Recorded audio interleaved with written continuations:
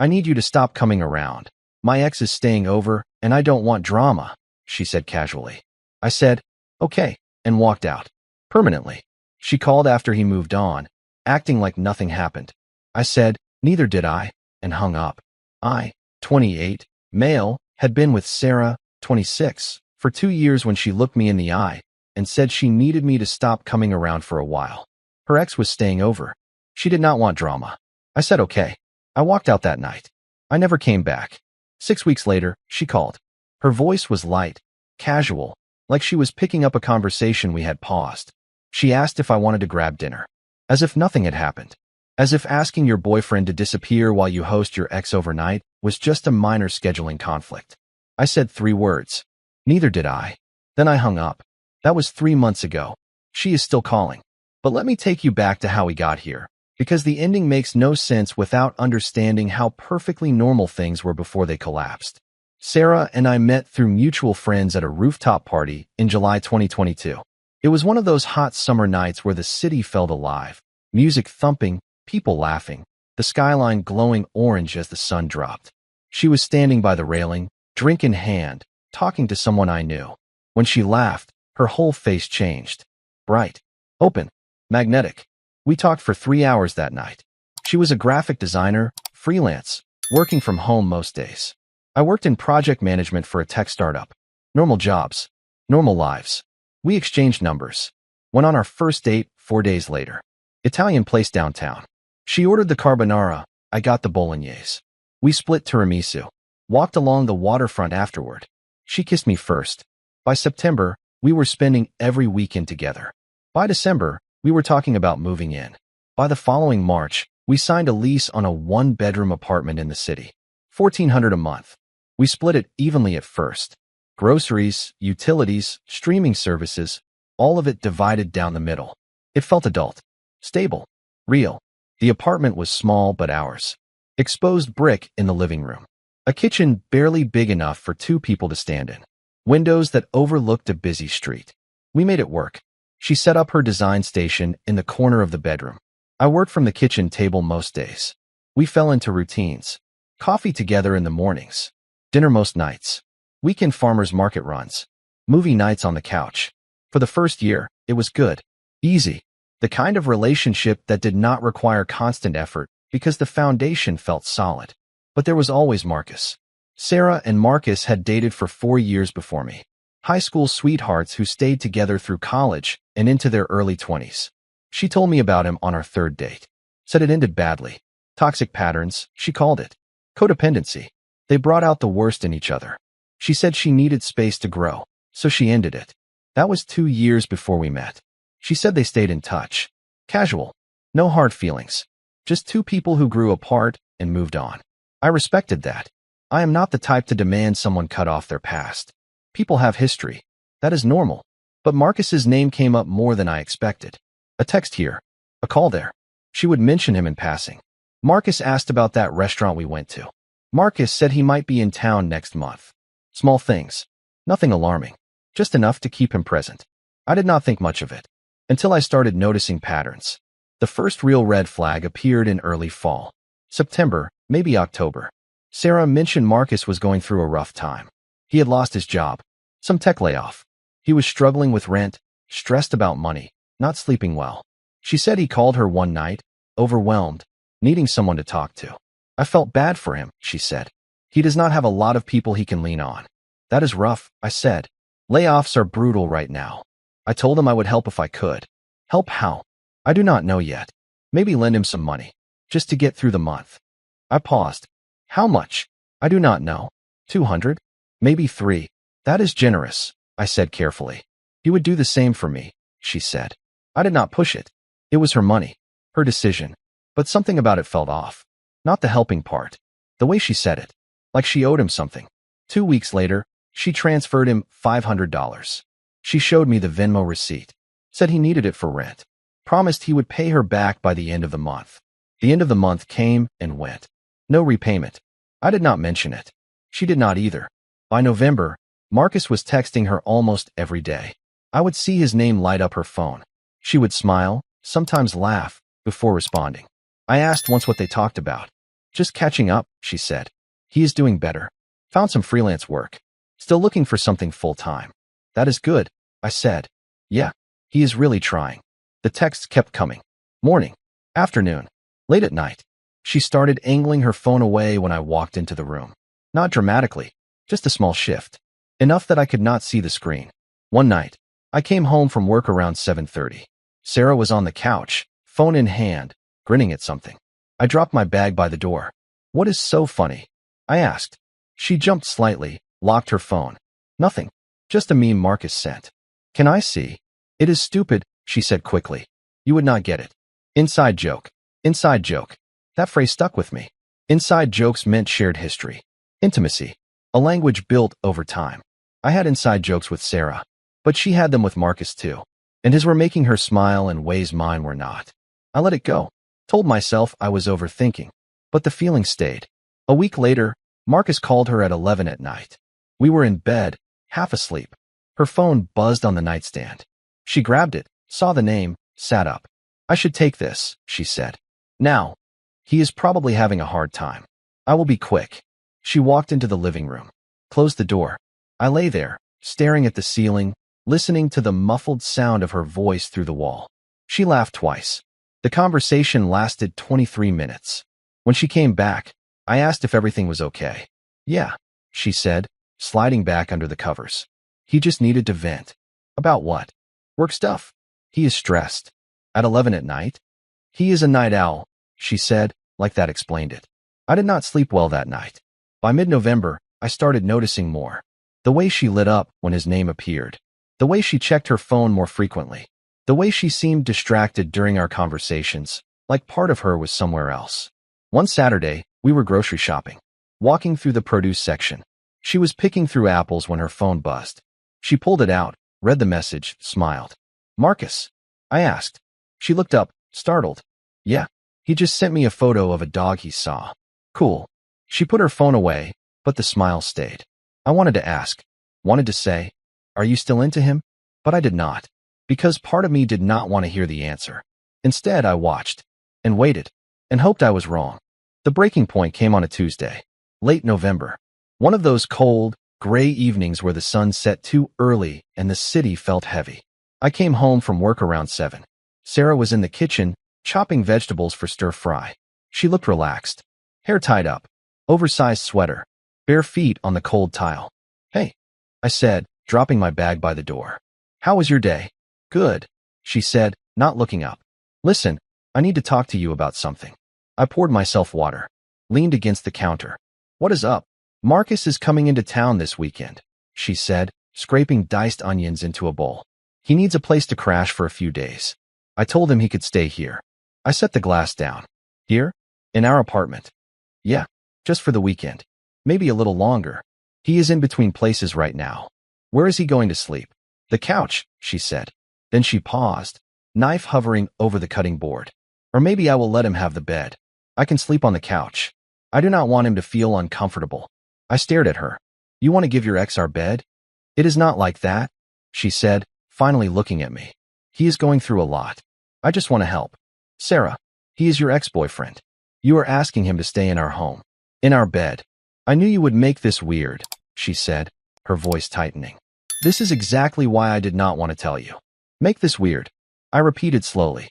You think this is a normal thing to ask? He is my friend. You are being controlling. I am not being controlling, I said, keeping my voice even. I am telling you I am not comfortable with my girlfriend's ex staying in our apartment. That is a boundary, not control. She put the knife down, crossed her arms. I already told him yes. He is coming Friday. Then I will stay somewhere else this weekend, I said. No, she said. Her tone shifted. Colder. That is the thing. I need you to not come around at all. For a while. The words landed like ice water. What? Marcus is dealing with a lot of stress right now. Seeing you here, knowing I moved on, it is going to make things harder for him. I do not want drama. So I need you to just give us some space. Until he gets settled. I stood there. Silent. Processing. The hum of the refrigerator. The distant sound of traffic below. My own heartbeat loud in my ears. You are asking me, I said slowly, to leave our apartment so your ex-boyfriend can stay here. Without me. Because seeing me will upset him. Just for a little bit, she said, like it was the most reasonable thing in the world. A week. Maybe 2. I will text you when things calm down. I nodded once. Twice. Okay. Her shoulders dropped. Relief flooded her face. Thank you. I knew you would understand. I need to grab some things, I said. I walked into the bedroom, pulled a duffel bag from the closet, packed methodically, clothes, toiletries, laptop, charger, phone cord, my watch from the nightstand, the book I was reading. I moved through the room like I was checking out of a hotel. Sarah stayed in the kitchen. She did not follow me, did not ask if I was okay, did not question why I was packing so much for what she thought was a temporary break. When I came back out, bag over my shoulder, she was plating the stir-fry. 2 plates. She looked up, smiled. I will call you in a few days, okay? She said brightly. Once he settles in, we can figure out when you can come back. Sure, I said. I walked out the door, took the elevator down 14 floors, got in my car, drove across town to my brother's place. He opened the door, saw the bag, saw my face. What happened? He asked. I need a couch for a few nights, I said. He stepped aside, let me in, did not ask questions. That night, I sat in his guest room and stared at my phone. Sarah had not texted. Not once. No, are you okay? No. Thank you for understanding. No, I know this is hard. Nothing. At 11:30 that night, I opened my contacts. Found her name. Blocked it. Then I went through every app. Instagram, Facebook, Snapchat, WhatsApp. Blocked. Deleted. Removed. By midnight, Sarah no longer existed in my phone. Update 1. The next morning, I woke up with complete clarity. I was not angry. I was not hurt. I was done. I called the landlord at 9. Our lease was in both our names, but I had been covering 60% of the rent for the past 4 months. Sarah's freelance income had dropped. She said she was trying to build her client base. I picked up the slack, paid more, did not complain. I explained the situation to the landlord, told him I needed off the lease. He said he would need Sarah's signature to remove me. I told him to send her the paperwork. I was not going back to that apartment. Then I went to the bank. We had a joint account for shared expenses. $1,500 sat in there. I transferred $750, my half, closed my access to the account, left her with the rest. Next, I changed every password. Netflix, Hulu, Spotify, Amazon Prime, all shared accounts. I updated the emails, revoked her access. She would notice eventually, but by then, it would not matter. I went to the gym that afternoon, lifted for 90 minutes, pushed until my arms shook, showered, meal prepped for the week. Chicken, rice, broccoli, 6 containers, lined up in my brother's fridge. That evening, my brother asked if I had heard from her. No, I said, and I will not. You sure about this? He asked. 2 years is a long time. I am sure, I said. The moment she asked me to leave so he could stay, we were done. Everything after that is just paperwork. He nodded, did not push it. The weekend came and went. I worked. I trained. I read. I slept well for the first time in weeks. No anxious checking of my phone. No wondering where she was or who she was texting. No weight in my chest. I felt light. Update 2. 3 weeks passed. Thanksgiving came. I spent it with my brother, his wife, and her family. Good food. Good people. No drama. I helped cook. Watched football. Played cards with their nephews. It felt normal. Easy. That Tuesday, my brother walked into the living room holding his phone. Dude, Sarah just texted me. I looked up from my laptop. What did she say? She is asking if you are okay. Says you blocked her. Wants to know how to reach you. What did you tell her? Nothing yet. Tell her I am fine, I said. That is all. He typed. Sent it. A minute later, his phone buzzed. He read it. Looked at me. She says she wants to talk to you. Says it is important. It is not, I said. He nodded. Put his phone away. 2 days later, my best friend Jordan called. Bro, I just ran into Sarah at the coffee shop. Okay, I said. She asked about you. Said you disappeared. She seemed genuinely confused. What did you tell her? That you were doing great. That you moved on. Good. She did not take it well, he said. Started tearing up. Asked me what she did wrong. I told her I was not getting in the middle of it. Smart, I said. What actually happened, he asked. She made it sound like you ghosted her for no reason. I told him. The whole story. Marcus. The apartment. The request to leave. The casual dismissal of my feelings. Jesus, he said when I finished. That is insane. Yeah. And she really thought you would just wait around? Apparently. Man, he said. Good for you for walking. Thanks. That week, Sarah tried texting 3 of our mutual friends. 2 ignored her. 1, Jessica, felt bad and reached out to me. Hey, she said when she called. I just talked to Sarah. Okay. She is a mess. She really misses you. That is not my problem, I said. I know she messed up, but do you think you could at least talk to her? Give her some closure? I gave her closure, I said. When I left, she says she did not realize what she was asking, that she thought you understood it was temporary. She asked me to disappear so her ex could stay in our home, I said. There is no version of that where I come back. Jessica sighed. I get it.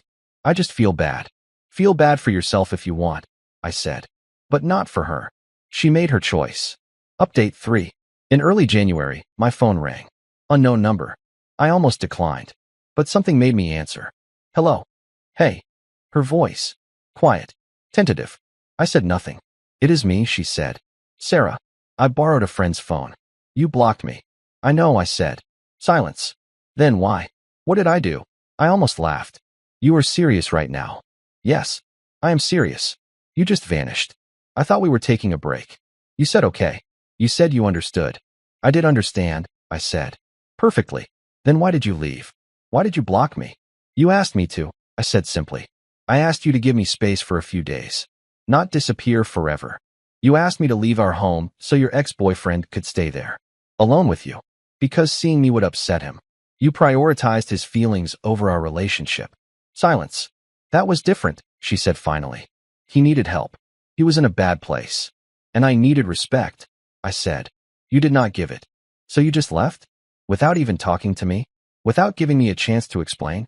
There was nothing to explain. You made your choice. I made mine. But I thought you would come back, she said, her voice breaking. I thought you understood this was just temporary. It is temporary, I said. Permanently. That does not make sense. It does to me.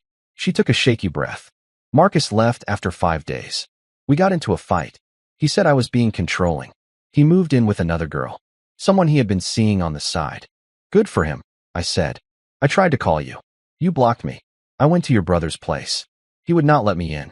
I do not understand why you are punishing me like this. I am not punishing you, I said. I am just done. We can fix this, she said desperately. We were good together. We had 2 years. You cannot just throw that away. I did not throw it away, I said. You did.